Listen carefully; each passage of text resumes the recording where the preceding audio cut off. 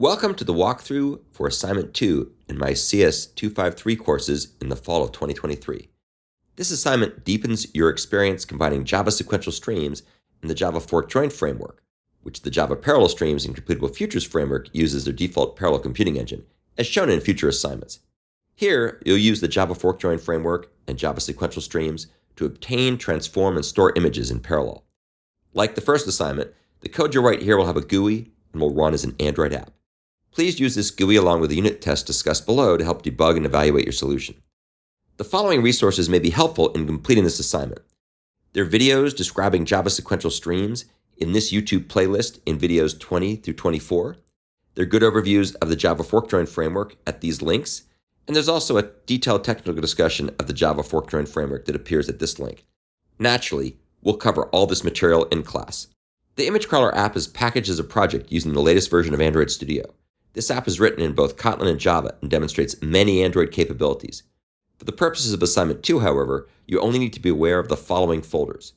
Image Crawler Crawlers, which contains the skeletons you need to fill in, as described below, and Image Crawler Source Test, which is a set of unit tests that exercise the features you're implementing and are used to evaluate whether you've correctly satisfied this assignment's requirements.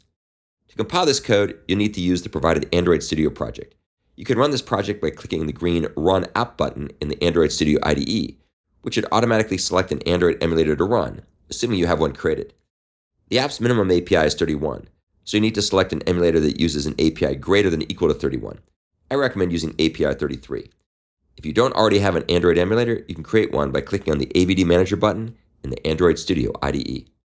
You need to modify several files containing the skeleton Java code by completing the to-do-you-fill-in-here task to provide a working solution.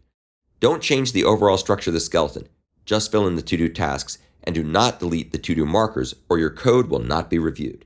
In particular, you'll need to finish implementing the following to-do tasks for this assignment in the Image Crawler folder.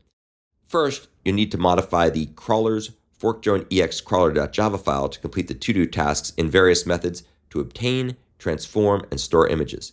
This class uses the Java fork join and sequential streams framework to perform an image crawl starting from a root URI. Depending on the parameters used to run the tests, images from an HTML page reachable from the root URI are either downloaded from a remote web server or read from the local file system, and the results are stored locally in files on the Android computing devices. All students must use Java Lambda expressions, method references, and sequential streams for their forkjoinexcrawler.java implementation. You'll also need to modify the common student.kt file to complete the to-do marker that sets the type field to be either graduate or undergraduate, depending on how you're enrolled in this course. The bulk of the code for the app is provided in the skeletons. In fact, a complete solution using Java 7 features is provided in the sequential loopscrawler.java file.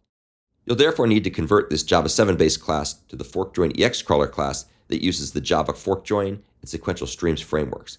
Your solution should use no loops or if-else statements in this assignment, and instead use Java sequential stream aggregate operations, fork join pool methods, and functional programming features. Your solution will be considered correct if it passes all the unit tests, is commented thoroughly, and addresses my review comments. Skeleton code for this assignment is available at this link in my GitHub repository. Now that you've set up your GitLab account, you can pull the skeleton code into your repository, read it carefully, and complete the to-do markers.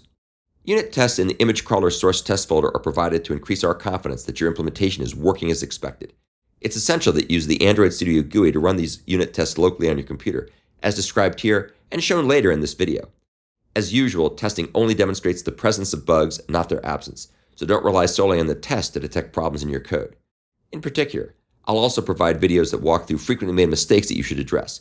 Please address these issues prior to your submissions to streamline our programming assignment review and assignment assessment process. Assignment 2 is designed to give you experience using Java sequential streams to structure the control flow of the Java fork join framework APIs. There are more moving parts in this assignment compared with later assignments that focus on Java parallel streams, which hides these fork join details from app developers. Therefore, please start the assignment soon and ask questions in class, office hours, and on the discussion forums.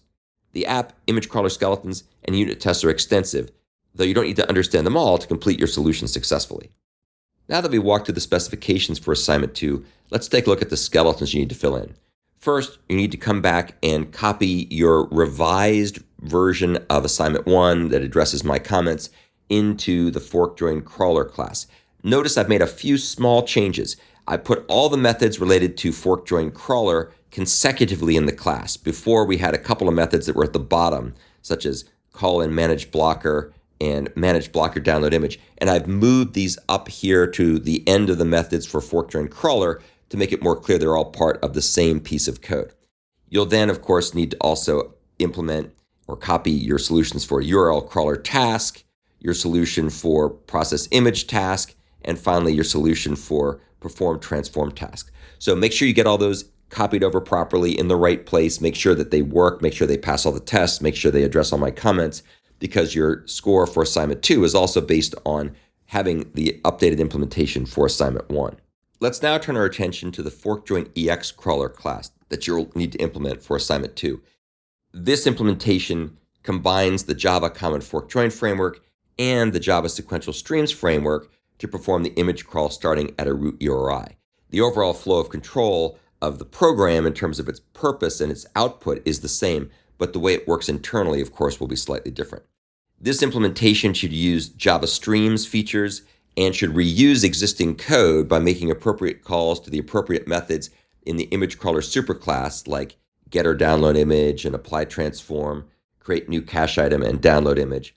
And then you'll also be using some of the web page crawler helper classes like get page and get page elements. Make sure that you review and comment your code carefully, or I will not review it. Also, as we'll see, make sure that you call these other methods we just talked about in the context of Java Streams rather than using the object-oriented Java 7 features we did in assignment 1, such as for each loops and if statements. So let's start by taking a look at some of the methods in fork join crawler. These methods are by and large very similar. Perform crawl should be pretty much what you did before. Once again, make sure you use the common Java fork join pool here, and you invoke the appropriate method there to do that processing on the return value from the factory method called make URL crawler task. Also, make sure you implement the various factory methods correctly. Most people got that right in assignment 1, so there's not much to do here.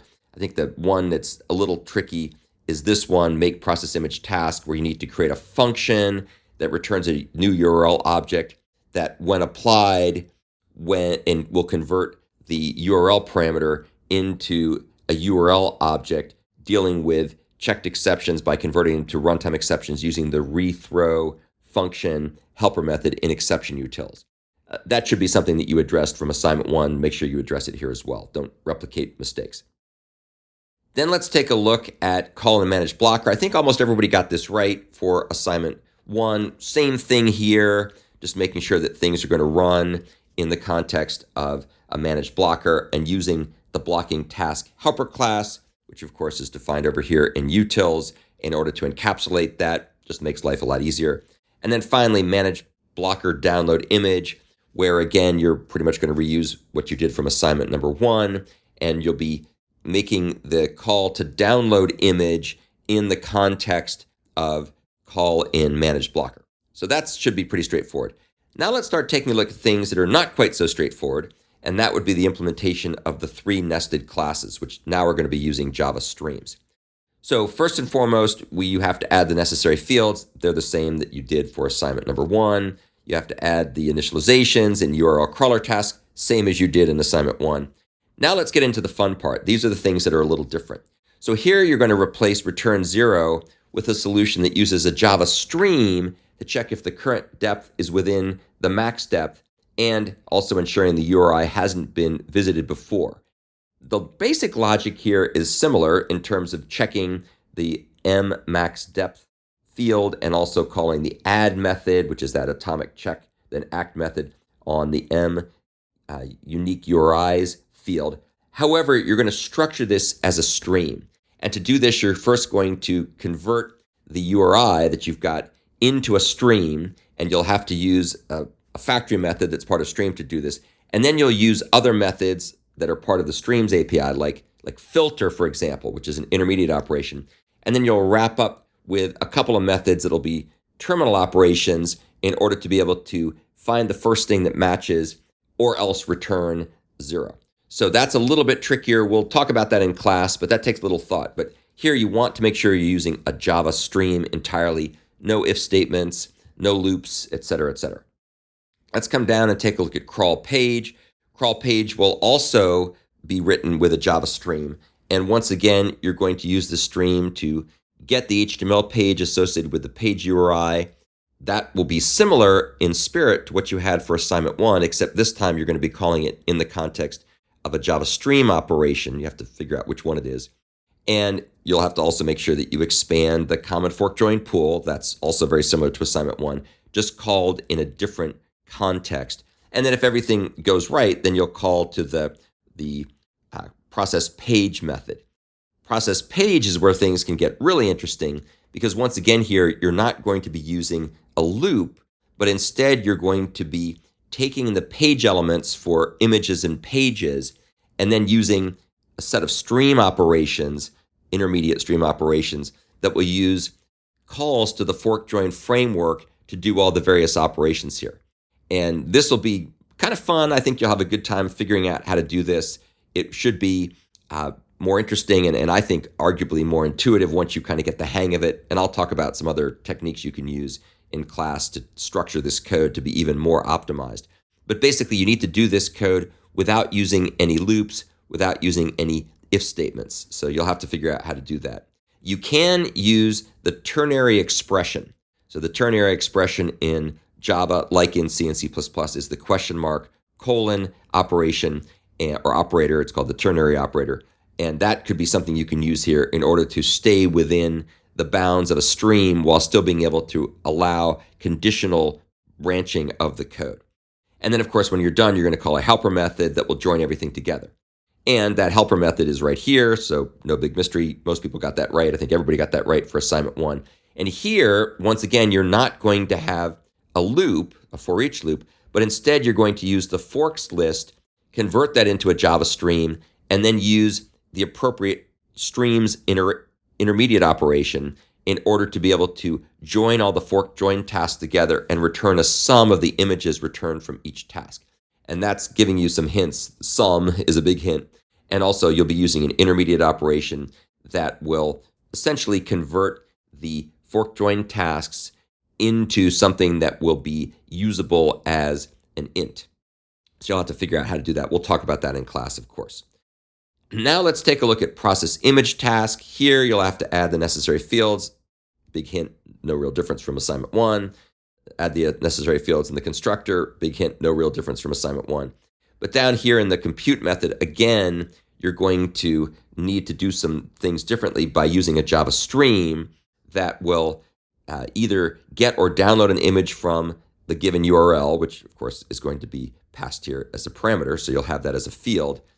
And then depending on whether it's cache or not, and you'll also use some helper methods in the image crawler superclass and this class using a managed blocker. Now again, when you look back at your code from assignment 1, the calls are very similar. In fact, they're probably quite identical, but the flow of control is going to be different because you're going to be using streams here as opposed to if-else statements and so on. Down here, the transform image method, which is something that you'll end up calling in the compute method, will apply the current set of crawler transforms on the image and return a count of all the successfully transformed images. Again, you can do this in sort of 2 parts. The first part is you'll go ahead and use a Java sequential stream to create a list of fork join tasks to images. And naturally, what you'll do there is you'll take the mtransforms field that you've got, and you'll use that in order to be able to convert that into a stream and then make the appropriate calls that you need to do to get this working. And of course, again, that will look, in terms of the implementation, portions of it will be very similar to what you did before in terms of making calls down to the perform transform task objects, but the flow of control will be different because you'll be using streams. And then you'll call another helper method, which lo and behold is called count transforms or count transformations.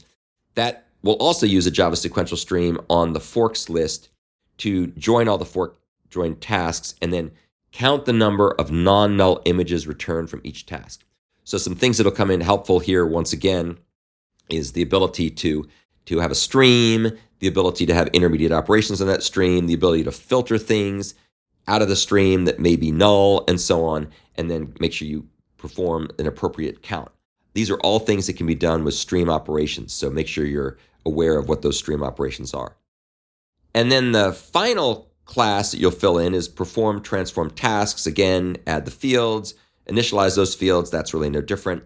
And then you'll write the compute method, and that will use a Java sequential stream to filter, transform, and store an image using helper methods defined in the image crawler superclass. But once again, you will structure this using a Java stream. So there should be no if statements. There should be no loops. You should use a stream. And we'll talk about the particular idiom that uses things like the stream of factor method and the find first method and the or else method in order to be able to chain things together. So this will give you a comprehensive understanding of how to use sequential streams in conjunction with the fork join framework in order to be able to provide the image crawler application logic. Now that we've walked through the specification and the skeletons for assignment 2, let's show how to run the unit tests. There's two ways to do this. One way is to come up here to the blue box at the top of Android Studio and then select the test configuration and hit the blue button. The other way to do it is to come over here and effectively right-click on this directory and then go ahead and click Run Tests. Let's do it this way here. That gives you the same result, so it doesn't really matter. As you can see here, we run the tests. There's 26 tests this time. The test should come working out of the box, and they will test both your implementation for assignment 1 as well as your implementation for assignment 2. Make sure that your tests pass both for the assignment 1 tests and the assignment 2 tests. Also be aware that we're going to be using other means to evaluate your program.